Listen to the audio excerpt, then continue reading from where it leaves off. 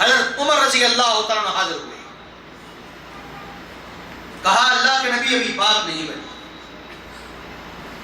اللہ سے دعا کیجئے کہ شراب کے بارے میں کوئی واضح حکم نازل ہو۔ اللہ رب العزت نے فرمایا یا ایھا الذین آمنوا لا تقربوا الصلاة وانتم سکارى، لوگوں نشے کی حالت میں نماز نہ پڑھا کرو۔ اب نماز کے بغیر بندہ مسلمان رہ نہیں سکتا، اور نشے میں نماز پڑھنی نہیں،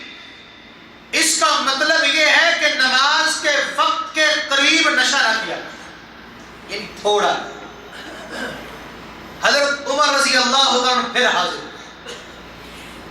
کہا اللہ کے نبی ابھی بات نہیں بنی، اور واضح حکم نازل کیجیے، واضح حکم کی دعا کیجیے۔ اللہ رب العزت نے فرمایا یا ایھا الذین آمنوا انما الخمر والمیسر والانصاب والازلام رجس من عمل الشیطان فاجتنبوہ،